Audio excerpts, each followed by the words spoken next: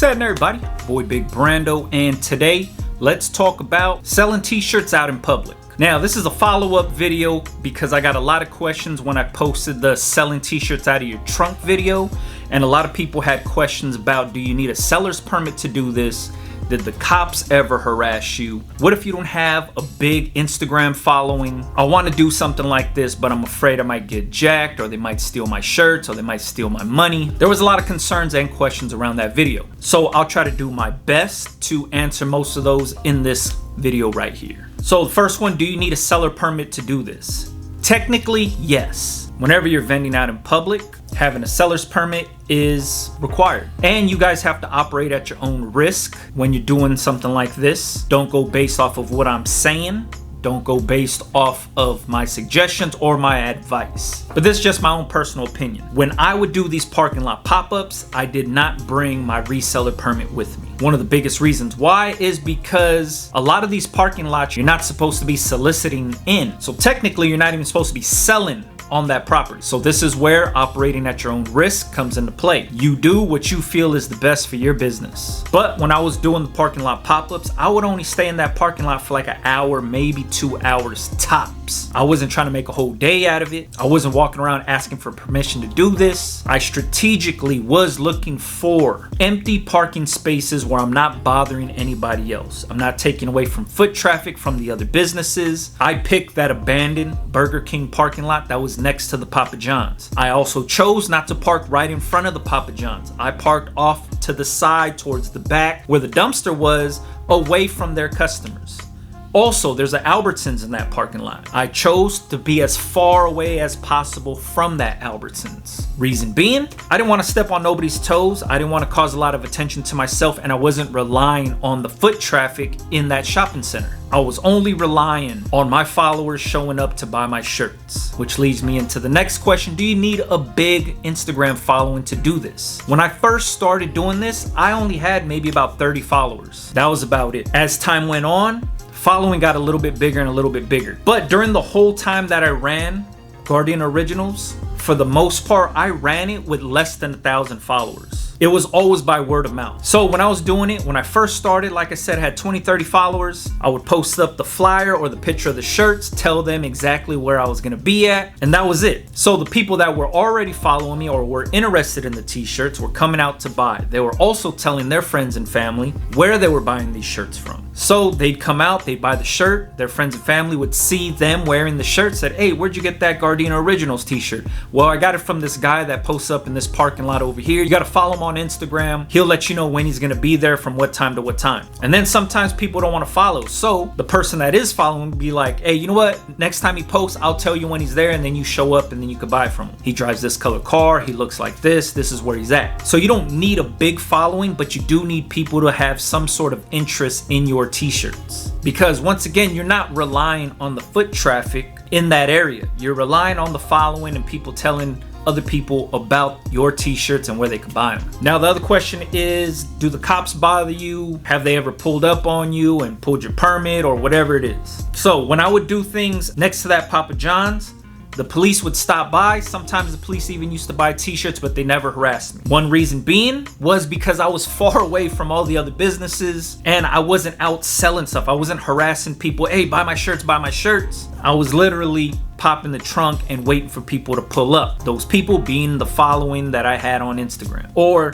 the people that following told about myself and my t-shirts. But the few times that I did get asked to leave and stuff like that was because I was trying to do this in the mall parking lot. So when I would go to the local mall out here, I would try to do the same exact thing, but security was on me. Right when I popped the trunk and they seen me pull up and people stopping by my trunk, security was on me and told me I couldn't do that. I couldn't solicit my t-shirts there. I needed to leave the property, which is cool. I'd never returned back to that mall, so I tried it in another mall's parking lot. Same exact thing happened. Then I said, I'm not doing malls no more. I'm gonna stick to these other parking lots where I know I won't get harassed or I won't get kicked out. So you have to pick and choose. Now, the other question is, or not really a question, but the comment is, I want to do something like this, but I'm afraid I'm gonna get jacked. 100%, I understand where you're coming from. If you feel you can't hold your own ground, stand up for your own shit, bring somebody that's willing to fight for you. Bring somebody to back you up. If you feel you can't hold your own, there's nothing wrong with that. But you can always ask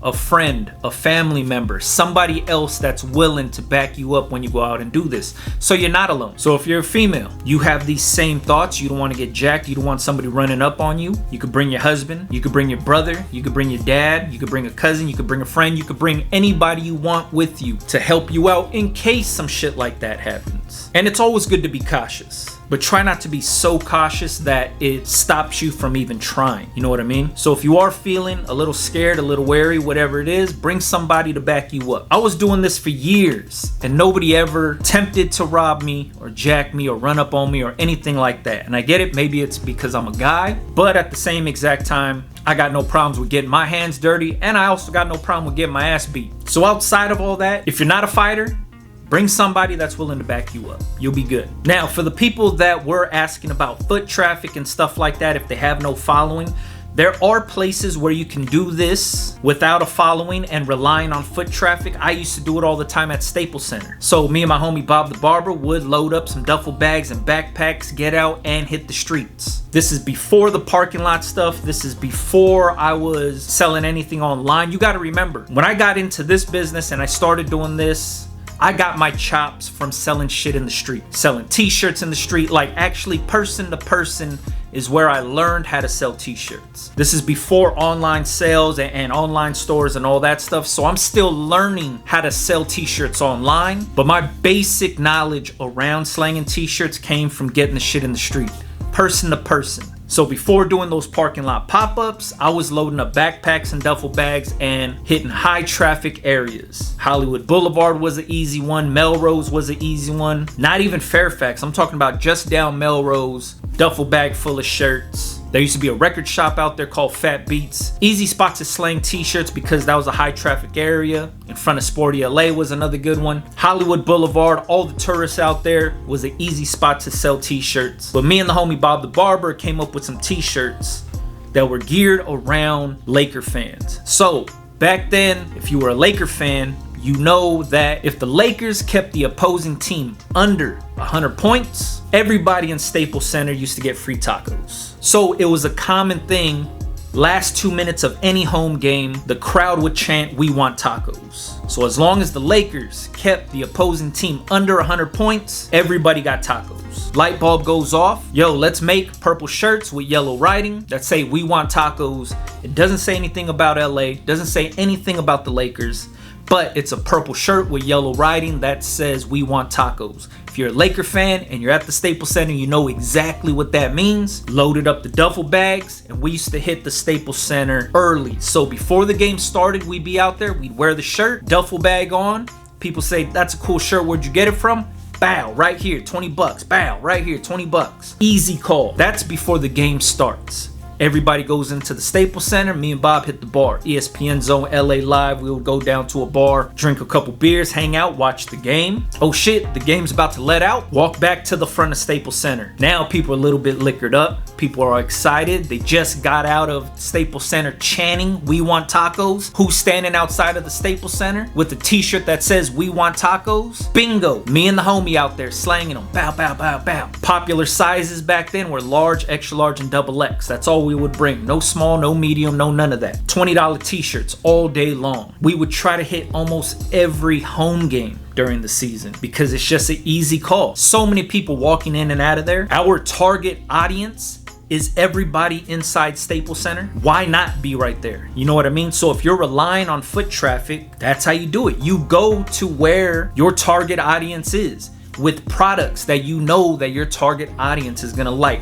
This was not for a brand. This wasn't for nothing. It was a t-shirt that said "We want tacos." It only makes sense to Laker fans. It makes sense to nobody else. Unless you just really love tacos and you really love the Lakers and you don't know nothing about that and you wear a purple and yellow t-shirt that says it, cool. But that t-shirt was made specifically for a Laker fan in Los Angeles that goes to the Staples Center to watch a game. Easy call. So it can be done if you're looking for foot traffic. You have to be able to be mobile, make your pricing way easier, so you're not there dealing with change and all that. Don't sell your t-shirt for like $16 or something where you got to deal with change. Nah, make it as easy as possible for yourself.